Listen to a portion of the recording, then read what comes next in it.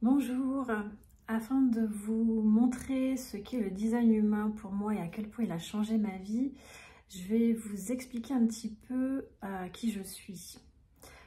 Donc, j'ai toujours été un petit peu décalée, en marge, en retrait, pas à ma place, à chercher ma place, et ce depuis toujours, un petit peu comme si mon comportement semblait inadapté. Je pense que c'était vraiment le cas.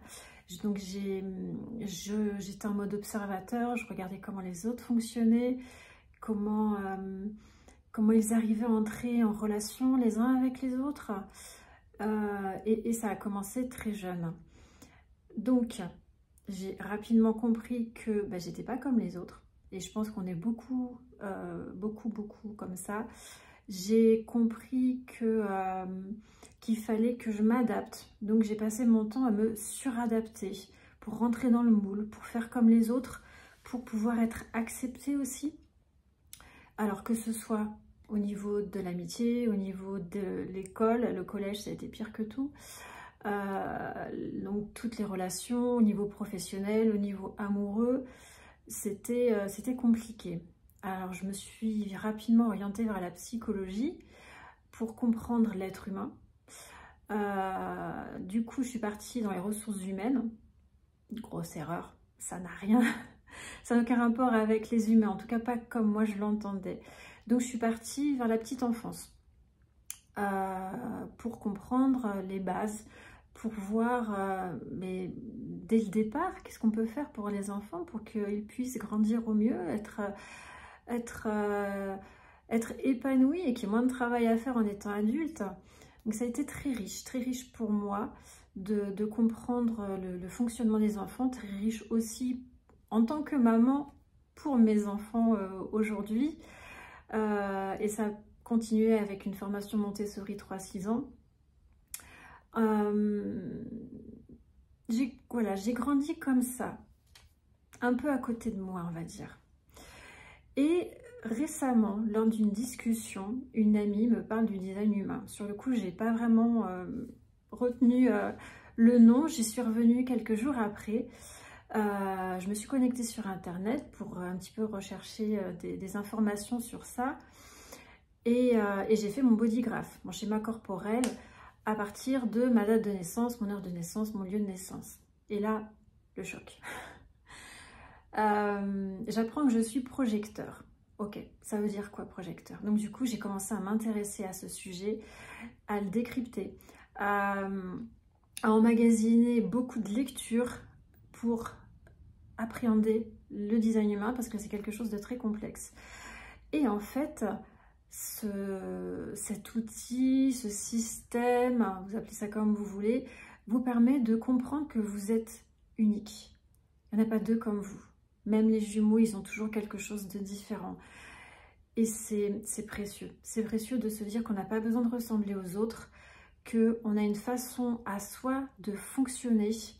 Alors j'avais déjà eu des petites prémices par l'intermédiaire de l'énéagramme qui m'a permis de comprendre comment je fonctionnais, mes interrelations avec les autres en fonction de ma base et de mon sous-type.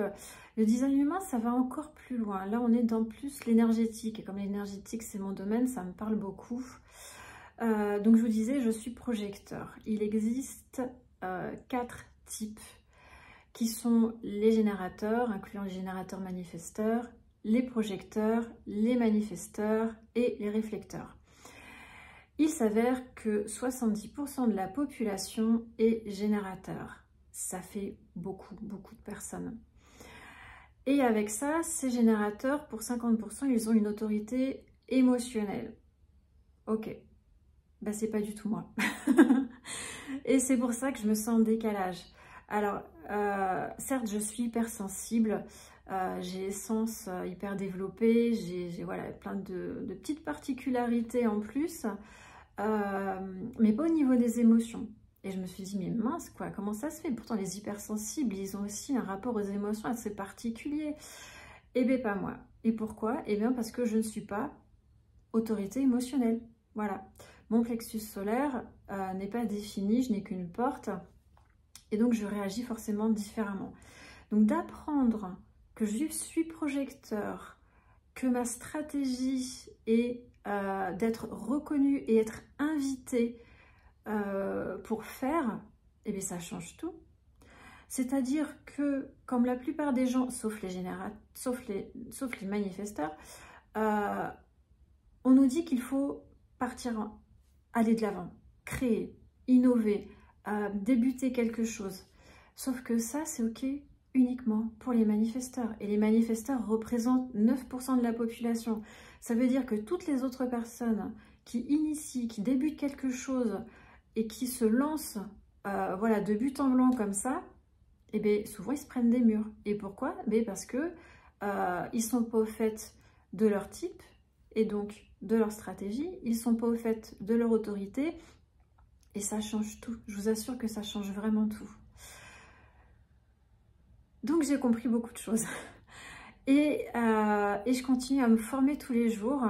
C'est-à-dire que comme c'est extrêmement précis, c'est extrêmement fin, on peut aller vraiment très très loin dans la compréhension du design humain. Ça demande un gros travail.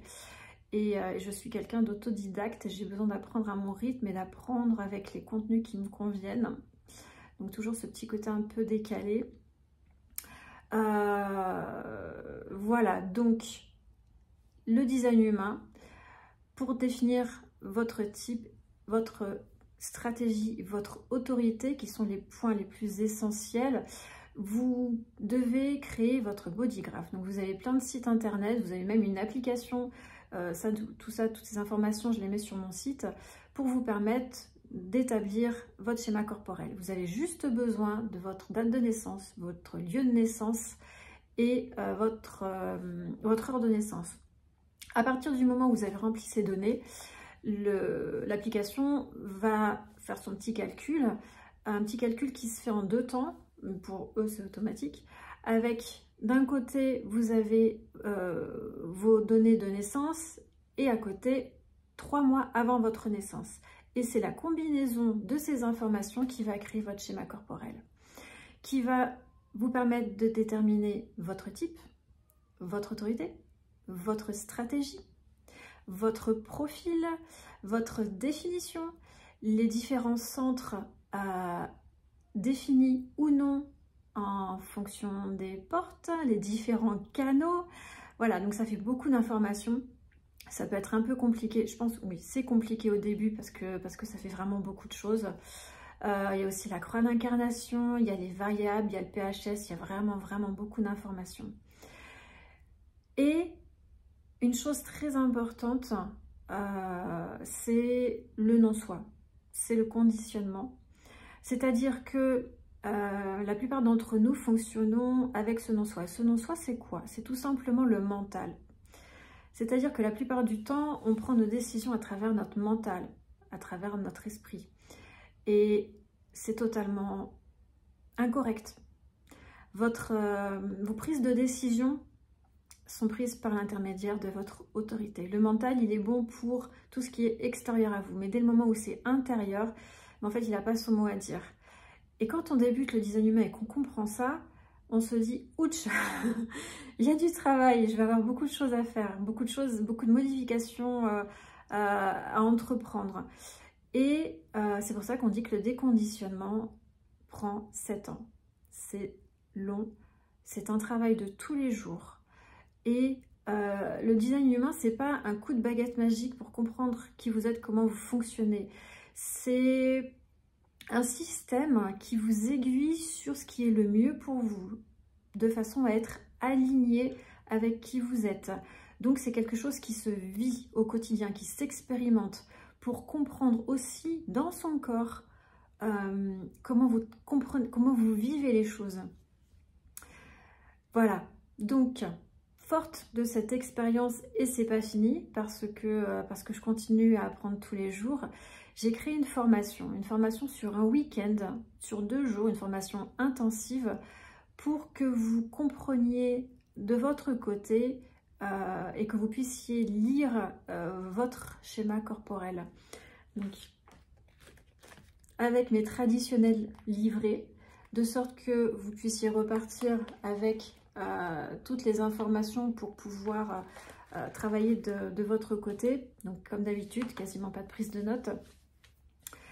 Je revois là l'essentiel, le principal, le plus important, comme dans toutes mes formations, c'est-à-dire que je vais aller directement à l'essentiel. Et donc pendant 2 jours, je vais vous expliquer que sont les types, quelles sont les différentes stratégies, les auras, les différentes autorités, les différentes définitions, etc., etc. Tout ce qui va vous permettre de mieux lire votre schéma corporel, de mieux vous comprendre.